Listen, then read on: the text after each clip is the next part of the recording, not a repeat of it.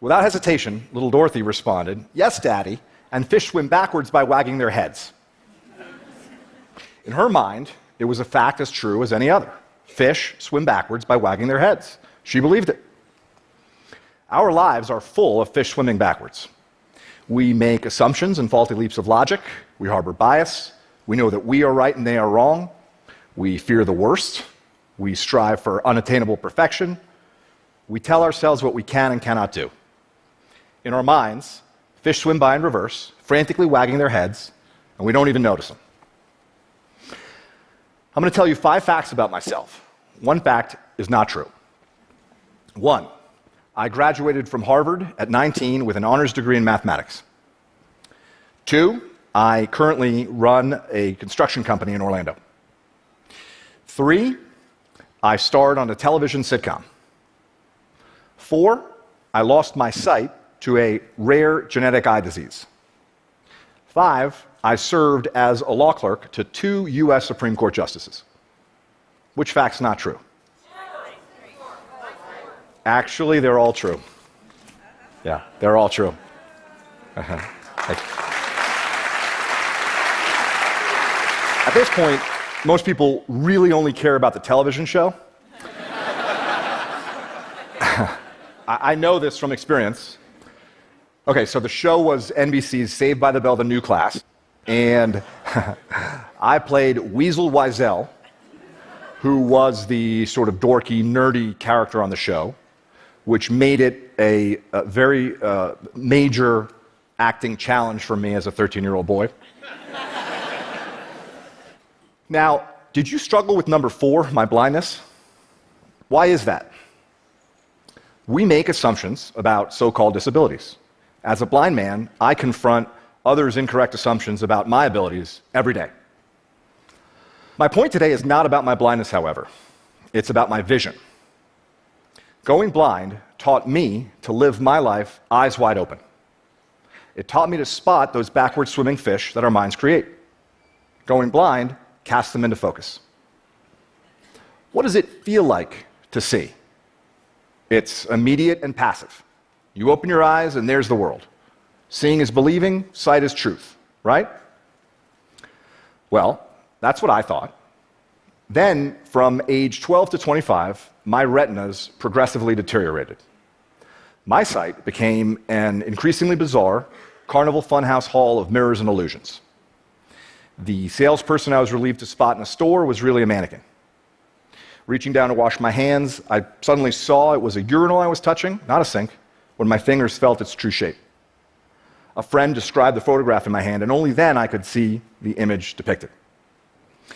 Objects appeared, morphed, and disappeared in my reality. It was difficult and exhausting to see. I pieced together fragmented, transitory images, consciously analyzed the clues, searched for some logic in my crumbling kaleidoscope, until I saw nothing at all. I learned that what we see is not universal truth. It is not objective reality. What we see is a unique, personal, virtual reality that is masterfully constructed by our brain. Let me explain with a bit of amateur neuroscience. Your visual cortex takes up about 30% of your brain. That's compared to approximately 8% for touch and 2 to 3% for hearing. Every second, your eyes can send your visual cortex as many as 2 billion pieces of information. The rest of your body can send your brain only an additional billion. So sight is 1/3 of your brain by volume and can claim about 2/3 of your brain's processing resources. It's no surprise then that the illusion of sight is so compelling. But make no mistake about it, sight is an illusion. Here's where it gets interesting. To create the experience of sight, your brain references your conceptual understanding of the world, other knowledge, your memories, opinions, emotions, mental attention, all of these things, and far more, are linked in your brain to your sight. These linkages work both ways and usually occur subconsciously. So, for example, what you see impacts how you feel, and the way you feel can literally change what you see. Numerous studies demonstrate this. If you are asked to estimate the walking speed of a man in a video, for example, Your answer will be different if you're told to think about cheetahs or turtles. A hill appears steeper if you've just exercised, and a landmark appears farther away if you're wearing a heavy backpack. We have arrived at a fundamental contradiction. What you see is a complex mental construction of your own making, but you experience it passively as a direct representation of the world around you. You create your own reality and you believe it. I believed mine until it broke apart. The deterioration of my eyes shattered the illusion. You see, sight is just one way we shape our reality. We create our own realities in many other ways. Let's take fear as just one example. Your fears distort your reality. Under the warped logic of fear, anything is better than the uncertain. Fear fills the void at all costs, passing off what you dread for what you know, offering up the worst in place of the ambiguous, substituting assumption for reason. Psychologists have a great term for it, awfulizing. Right? Fear replaces the unknown with the awful. Now, fear is self-realizing.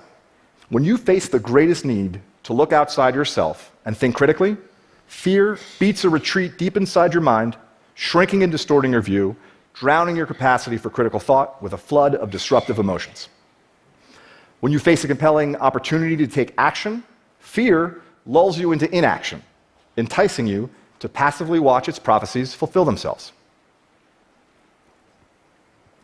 When I was diagnosed with my blinding disease, I knew blindness would ruin my life. Blindness was a death sentence for my independence. It was the end of achievement for me. Blindness meant I would live an unremarkable life, small and sad, and likely alone.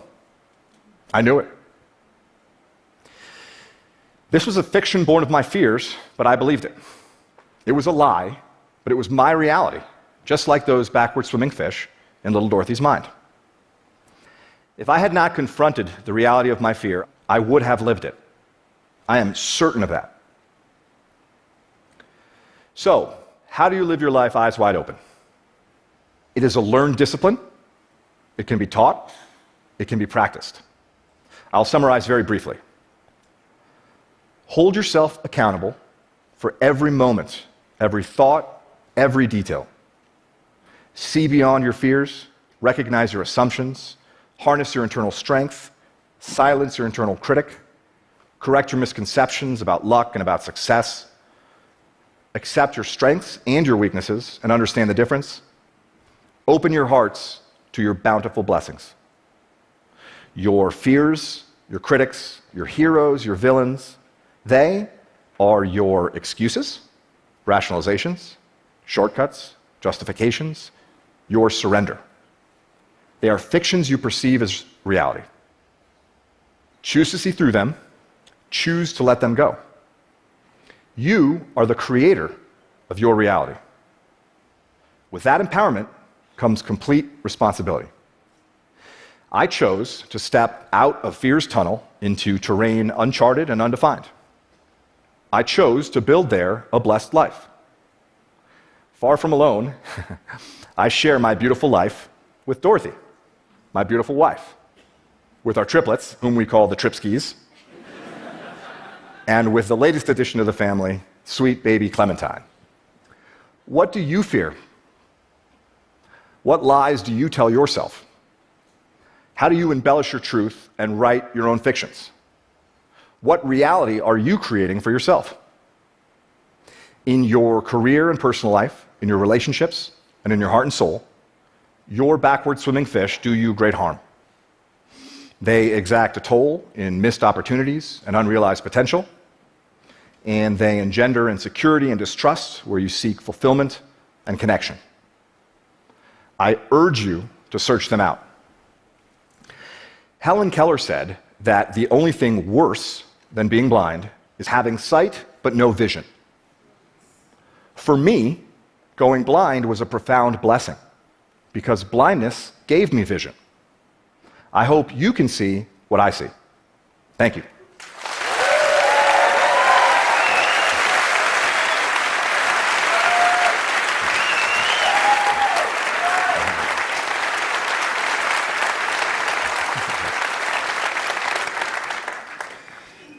Isaac, before you leave the stage, just a question. Sure. This is an audience of entrepreneurs, of doers, of innovators. You are a CEO of a company down in Florida, and many are probably wondering, how is it to be a blind CEO? What kind of specific challenges do you have, and how do you overcome them?